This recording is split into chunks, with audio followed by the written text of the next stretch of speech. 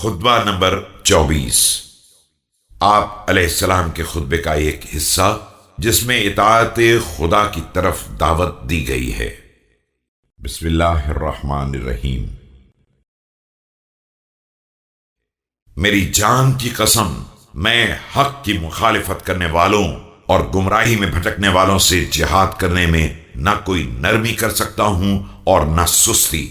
اللہ کے بندو، اللہ سے ڈرو اور اس کے غضب سے فرار کر کے اس کی رحمت میں پناہ لو۔ اس راستے پر چلو جو اس نے بنا دیا ہے اور ان احکام پر عمل کرو جنہیں تم سے مربوط کر دیا گیا ہے۔ اس کے بعد علی تمہاری کامیابی کا آخرت میں بہرحال ذمہ دار ہے، چاہے دنیا میں حاصل نہ ہو سکے۔